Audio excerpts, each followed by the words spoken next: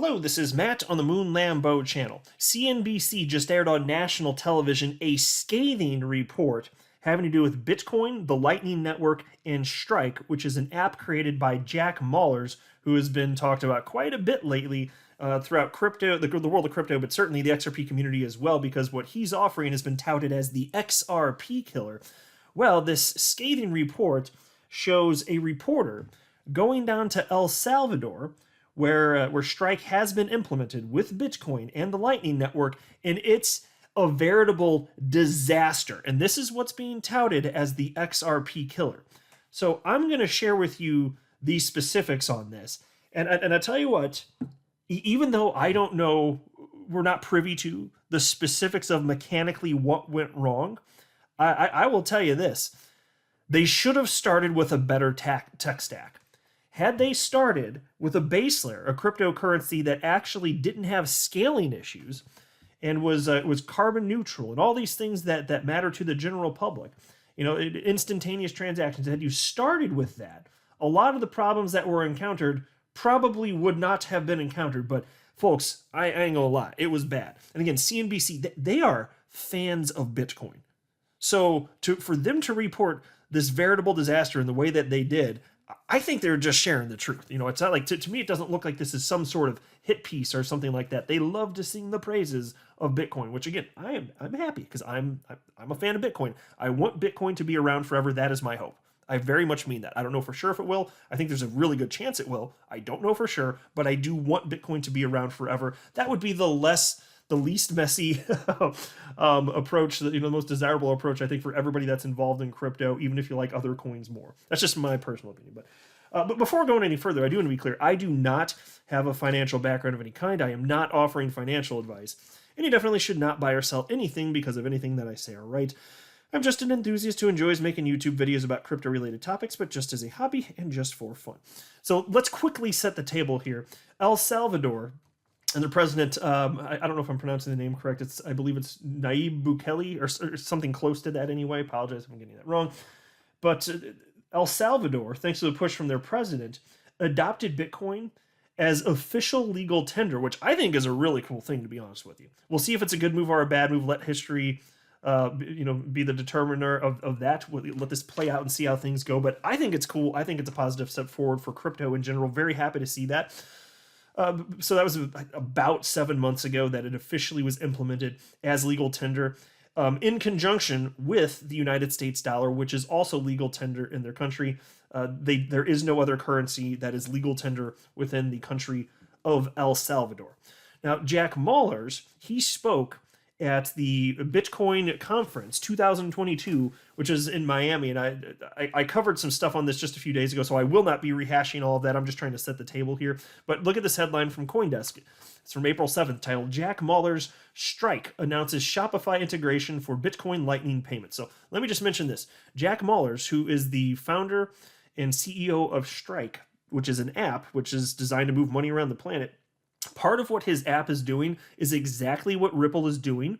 Well, at least they're trying to do the same thing as what Ripple is doing with on-demand liquidity and XRP as a bridge currency. There is overlap there in the business model, that part of it. But they're also doing things that Ripple isn't doing, and Ripple's doing things that Strike isn't doing. For example, right now, Strike is pushing to be able to use their app and pay for anything anywhere with whatever you want to pay with, whether it's a cryptocurrency, a fiat currency, you name it. That's the goal with Strike. So they want you to be able to use Bitcoin, for example, at your local grocery store and major countries or major companies around the world as well. That's the big vision there, which is different than what Ripple's doing to this point. At least currently, I'm not aware of Ripple having any plans to do something like that, but they've got all sorts of other cool stuff in the works. So there's a little bit of overlap from company to company, which is why Strike has been dubbed the XRP killer. And so this piece reads as follows, and I'm only going to cover the top part here. Strike CEO Jack Mallers unveiled a litany of high-powered partnerships for Bitcoin's Lightning Network at the Bitcoin 2022 conference in Miami on Thursday, including an integration with e-commerce giant Shopify. And here's a quote. You're going to be able to walk into, end quote, millions of American storefronts that plug into the payments stalwarts and pay across the Lightning Network. And so he did say America there, but this is also in El Salvador. Now, admittedly, while the SEC is suing Ripple, claiming that XRP is an unregistered security of Ripple, the company, XRP and the XRP ledger would not be an option for Strike inside of the United States, although I think that'll get cleared up. But clearly, XRP and the XRP ledger would have been a better starting point in El Salvador. Right, and don't even talk to me about liquidity issues, because I'll tell you what, you can say Bitcoin's more liquid. It certainly is, but if they're using Lightning Network, Lightning Network is not very liquid, actually, because you have to put the Bitcoin on there, on that separate network. And well, I mean, Bitcoin's always on the blockchain, but you have to actually apply it to the Lightning Network, and you have to tie it up there. That's the point. Now, XRP, it's, most crypto, like I say all the time, crypto is just not very liquid, but XRP is one of the more liquid cryptocurrencies on the planet, so it would have been a more reasonable starting point from a technology perspective. So then there was this. There's this tweet from Squawkbox, CNBC, which reads as follows. It's been about 7 months since El Salvador made Bitcoin a national currency. Gadi Schwartz reports on how the experiment is going. Gadi Schwartz is the guy on the right, and then the host, I think her name's Becky, on the left. Is it Becky Quick? I think that's correct anyway, on the left there. And she was speaking with him, but I want to start with it. So I actually transcribed the relevant portions from this clip, and it was just mind-blowing watching this thing. So it cuts to Gadi Schwartz, the reporter, in El Salvador, and he says the following. This is a direct transcription. These are the ATMs where people load up their phones and they can use Bitcoin to buy everyday things. But how does it work? And then the video immediately cuts away to another scene. And Gadi says the following. There's a lot of cuts in this, so I'm just noting that as I go through this. So then Gadi says, hey, we finally got our money 2.5 hours later. $199.01. 1 cent. Not sure where the 99 cents went, but the money's on our phone. Folks, is this the future of money, where you wait for 2.5 hours? When you get your Bitcoin, you get it 2.5 hours later. This is not what Jack Mallers promised. And again, I don't want to rehash everything that he claimed, but other than to state that he said this was going to be free, and he said it was instantaneous with real-time settlement. That's what he claimed his Strike app offered. Today, that's what he offered. He said it was free, and it was instantaneous. He said this multiple times, multiple occasions. I've been highlighting it.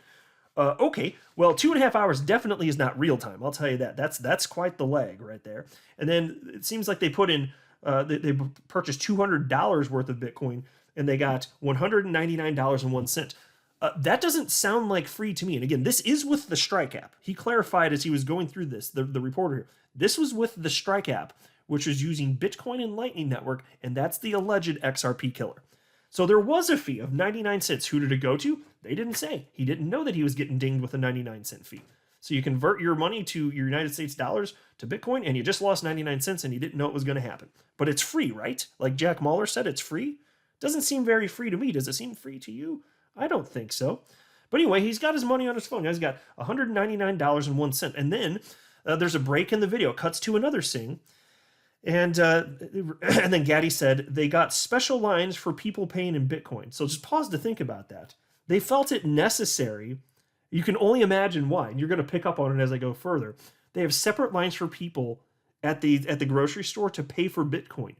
Might it be because those transactions are more problematic and take longer? I don't know for sure, but to me that sounds like reasonable speculation based on what happened after. Check this out. There was another break in the video clip, and then Gadi said the following. Okay, so we got our groceries, but not because we paid in Bitcoin. They said that their transaction had been canceled. It showed that it had gone through on our account, so we're down about $14. Folks, they lost, because they paid $14 worth of Bitcoin for the groceries. The grocer didn't receive that, but it was down from their account. Then they paid with United States dollars to get the groceries. That's ridiculous. So then you got to kind of wonder, okay, where'd that $14 go? Is it going to be refunded their account? Oh, maybe if they're lucky. Or is it more likely, perhaps, that the grocer was going to get it? It's just that it maybe is going to take another hour or two because this whole thing doesn't work and it's a technological mess. Did the grocer actually get paid for those goods twice? We don't know. We'll probably never find out. That's a train wreck, folks. That's an absolute train wreck. And this, again, this is the XRP killer. Don't forget that. This is the XRP killer. And as Jack Mallers said, it's ready to use today. He said, don't believe the people that say Lightning Network doesn't work and the fees are free and it's instantaneous. It happens immediately with a finality in terms of settlement. That's what he's promised. Sure as hell doesn't look like it to me.